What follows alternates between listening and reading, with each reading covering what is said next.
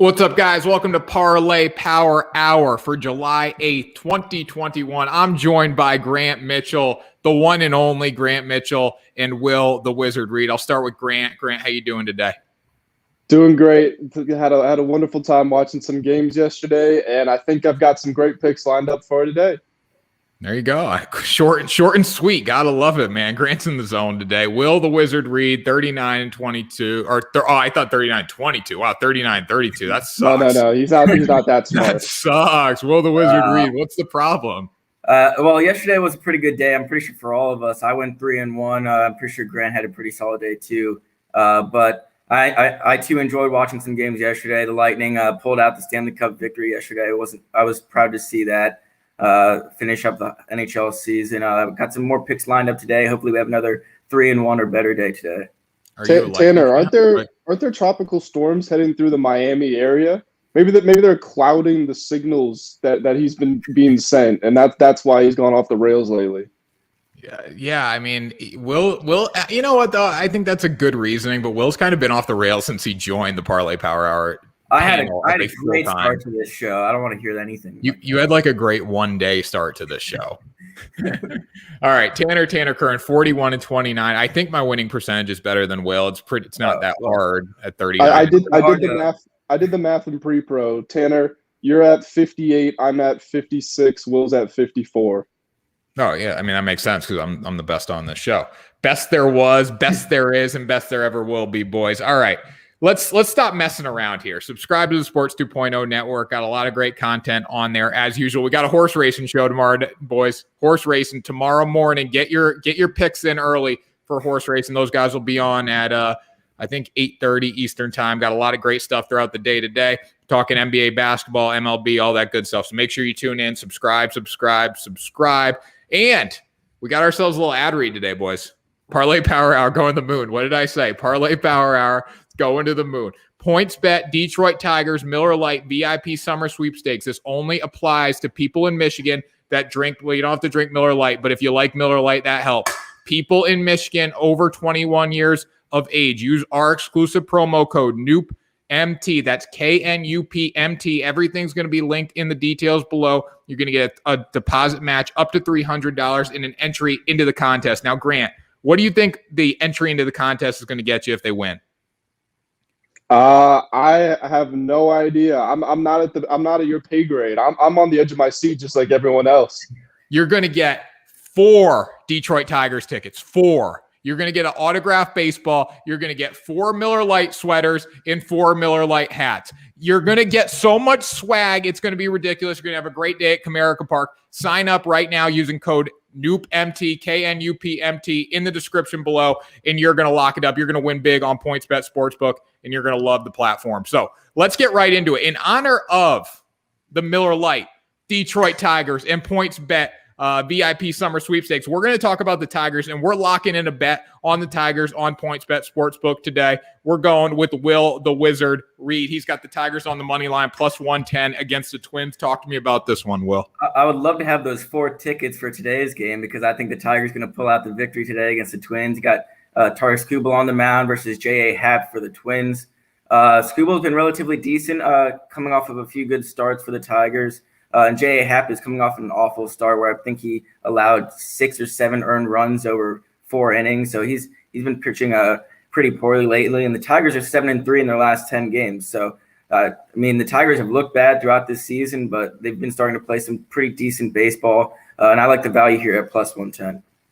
Yeah, I got the Tigers at plus 110 as well. It blows my mind that the Tigers are in third place in the Central, the Cupcake Central division. But still, they were supposed to be the worst team in baseball. Or one of the worst teams in baseball, I would say. They're in third place. The Minnesota Twins are the worst team in the division. It blows my mind. I like the Tigers today. Skubal on the bump. PointsBet, Detroit Tigers, Miller Lite. Perfect combination right there. Lock in that bet on PointsBet Sportsbook today, boys. And we love the Tigers here at Parlay Power Hour. Now, Grant, we're going to go to you. Grant's got a million picks today. Wow. All right, Astros on the run line versus the Athletics, plus 134. Talk to me about it, Grant. Yeah, so this is the third in the series between the two teams. The Astros won the first 2. They're also on a 6-0 stretch, whereas the Athletics are 1-5 in their last 6. The Athletics, I guess they would have covered game 2. It was 4-3, but even then, if they're not winning, that's not exactly a vote of confidence in them.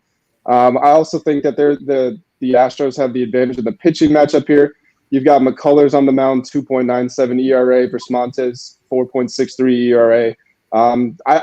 We always talk about it. We think the Astros are going to represent the AL.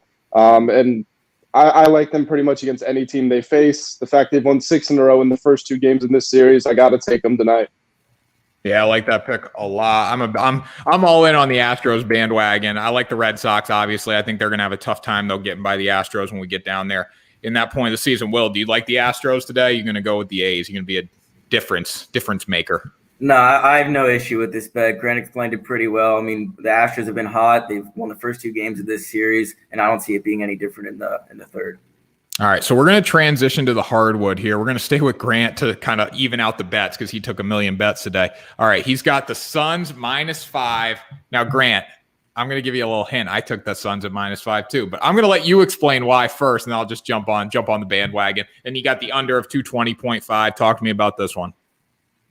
Yeah, so I took the Bucks to cover. I believe it was +6.5 in game 1. Obviously, that didn't happen. They tried to make it close at the end, to their credit. But one thing that Phoenix has really proven throughout these entire playoffs is they might be the best team in recent memory, within the past 10 years or so, at winning games that they are winning in the second and third quarter. Pretty much once they go up 10 points, it's basically impossible to come back and beat them. And a lot of that is a testament to Chris Paul and also just the team defense that they've been playing. I think it's great.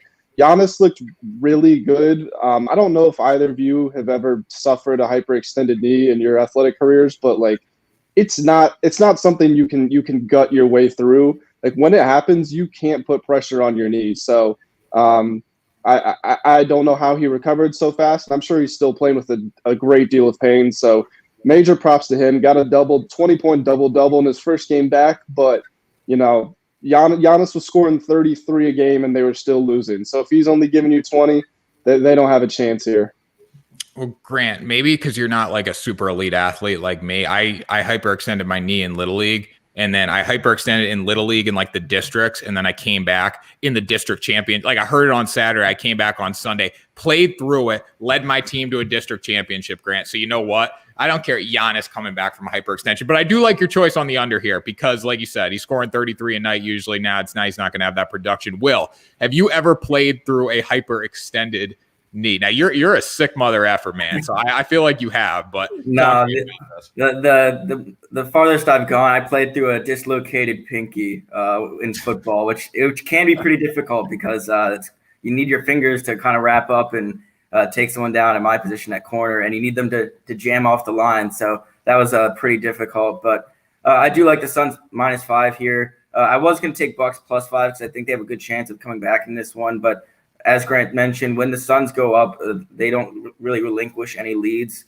When Grant said it was nearly impossible to come back on them from a 10-point deficit, they have not given up a 10-point lead in this playoffs. I don't think they've given up a 10-point lead in this whole season. So if they get up to a 10-point lead, this game's going to be over. I'm a little bit questionable about the under at 220. Both these teams can get hot and score the ball from any part of the court. So I would stay away from that one, but respect to Grant for taking it. My reasoning for that one was the Bucks made 16 threes, shot 44% in game 1. That's one of the best outputs they've had. We know they're really good in the regular season, but for whatever reason, they've been missing a lot of the time from 3 in the postseason. So the fact they scored that much, and Chris Paul gives you 32. This is the best Chris Paul's ever scored in his career, but you still don't expect him to give you 30. Maybe low to mid 20s is more what you're looking for. Devin Booker had 27, Deandre Ayton had 22, and they still, I think the total was 223. So, things were pretty much firing on all cylinders, and they barely covered it. And especially with Phoenix liking to slow the tempo down now that Chris Paul's back, I think the under is better here. All right, well, let's get into Grant's getting into some specific players. So we got Will. Will's got 2 prop bets for specific players. First, Giannis Antetokounmpo. I can't even say his last name. I'm not going to try. I never have been able to say it. I'm just going to call him Giannis. Over 11.5 rebounds at -130. Talk to me about it, Will. Yeah, you can see the odds makers like this one at -130. I believe in his 3 games against the Suns this year, he's gone way over this rebound total. He had 17 in game 1, and in his first 2 games in the regular season, he had around like 18 and 17 again. So I see this as an easy cover for Giannis. He's probably going to be playing a lot of center minutes. Me and Grant talked about this on a previous show on the Sports 2.0 network, that the Milwaukee Bucks have kind of gone to a small ball lineup, even though Giannis is just around 7 feet tall and he can play the center position. But Giannis will probably get a lot of the center minutes to counteract Deandre Ayton. Brook Lopez cannot play any defense down low, so they're going to try to counteract for that. And I think Giannis is going to be in the paint feasting for a lot of these rebounds. Small ball lineup, Grant. You know a little something about that, don't you? You're not on my level there. Funny guy. What do you think about this prop? I think that Will hit the nail on the head. The Suns, DeAndre Ayton alone got 19 rebounds in game 1. Giannis had 17. Will mentioned Brook Lopez is their big guy who can't rebound. Now that Giannis is back, Bobby Portis is going to the bench. So he's really going to be – I mean, he's in charge of a lot of stuff. He's in charge of scoring. He's in charge of assisting. But he's really going to be in charge of rebounding and trying to keep Ayton off the glass. So, yeah, definitely over 11.5.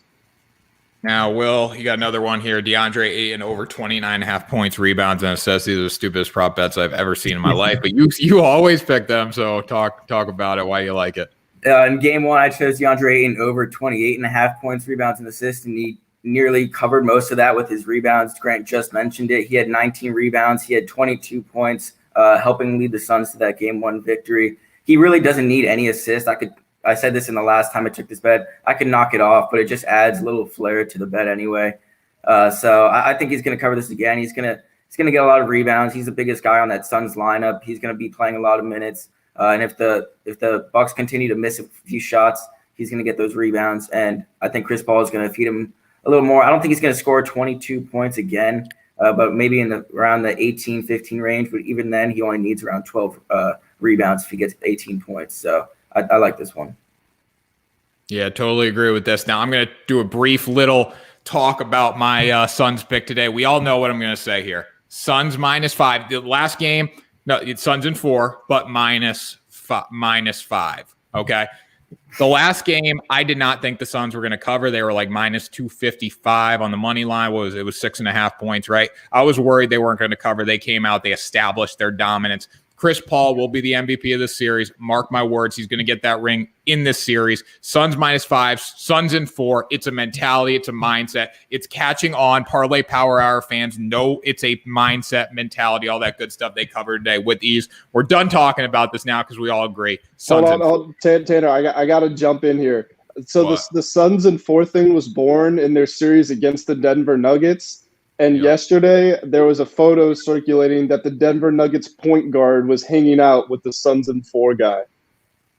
Okay. So, yeah, because you know what? He's hanging with a winner. That's what that is. He's hanging with a winner. Suns in 4. Mentality, mindset. We got to get that guy on the show. You know, we're getting ad reads now. We're getting so big. We got to get Suns in 4 guy on this show. I'm going to send him an Instagram DM, try to get him on here to do a little Suns in 4 rant with me. That'd be pretty fun. All right. Let's get into baseball. Now, I'm going to give you guys a little update. Guess what tomorrow is?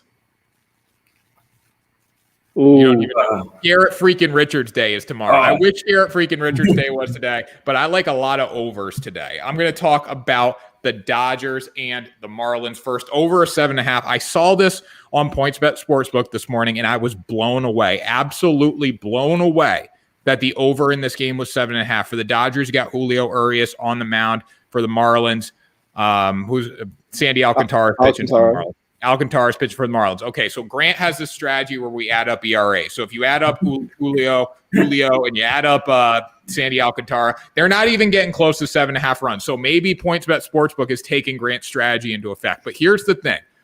The Dodgers are hitting the baseball. The Marlins are hitting the baseball. The Marlins won 9-6 yesterday. One of these teams, like the Dodgers almost could have covered 7.5 by themselves. The Marlins would have covered 7.5 by themselves. I know Urias is a great pitcher.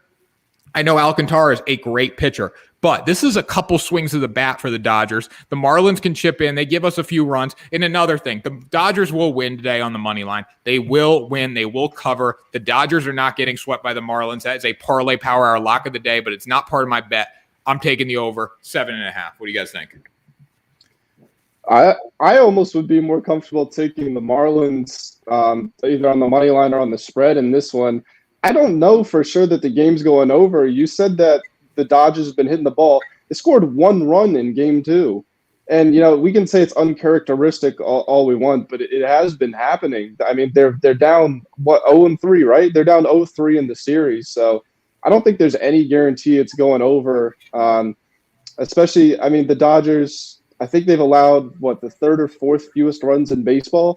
So, if they have another 1-run outing, I don't know for sure it's going over. Grant, they have covered this total 2 of 3 times in the series. They had 1 bad game. That doesn't matter. 1 bad game doesn't matter. They're back. Will's with me. I know he is.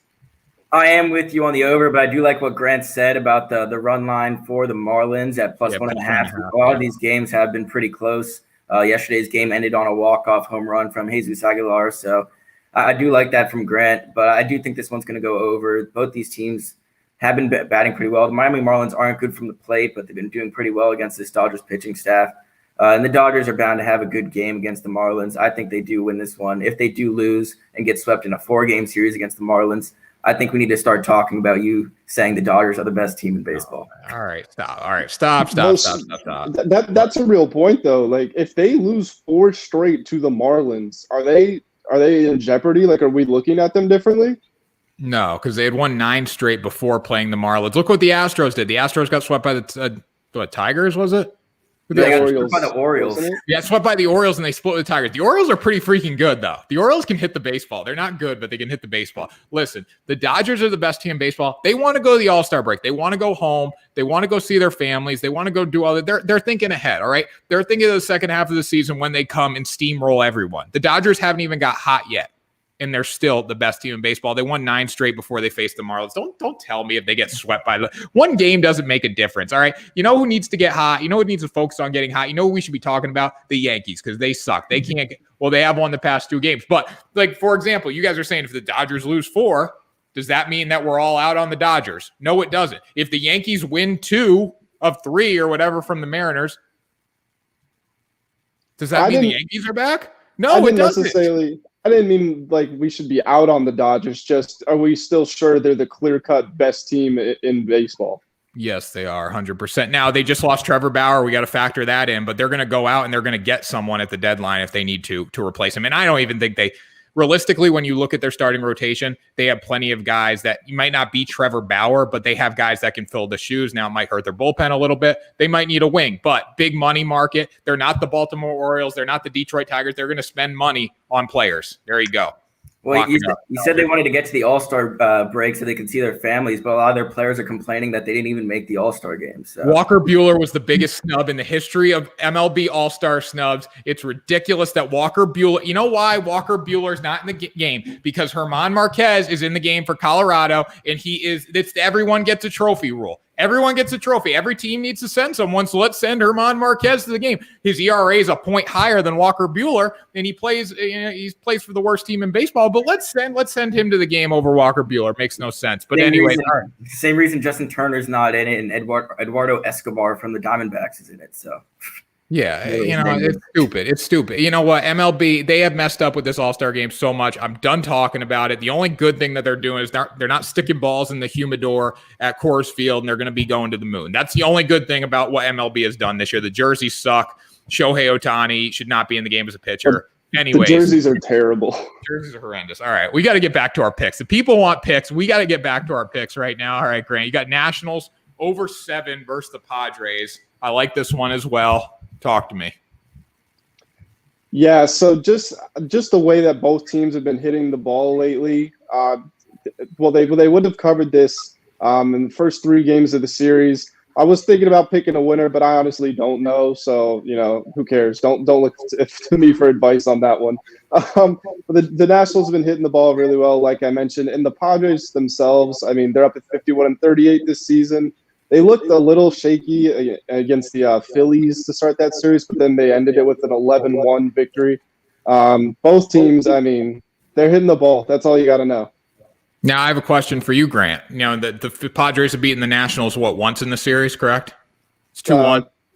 Right? Yes. 2-1, right? So if the Padres lose today, the Nationals would take 3 of 4 from the Padres. Are we saying the Padres aren't good? I don't think the Padres are that good anyway. I think they still need a few things to go their way for them to be competitive down the stretch. But are the Padres no longer good?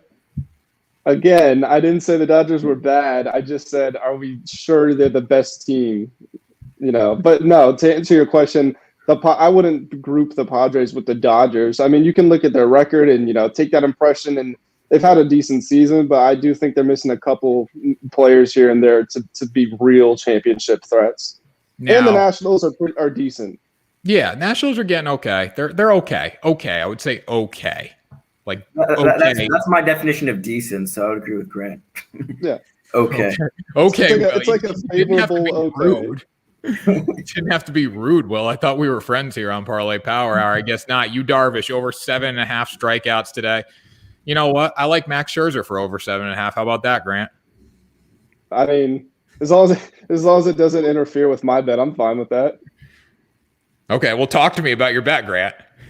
Okay, so if you look at Darvish's last 5 games, he would have hit the over on this one 3 times. He's had a pair of 8s and an 11 mixed in there. I also went back and looked at the amount of strikeouts that the Nationals have been giving up so far in this series, and I think 2 of those were 7, and 1 I think was 3. So that you can call that an aberration. But the other 2, it's been pretty close. Darvish leads the Padres in strikeouts, and the Nationals get struck out. I believe I think they're in the top half of strikeouts in Major League Baseball. So I think it's set up for this one to go over. And I really like Darvish as a player. So I'm gonna put my faith in him in this one.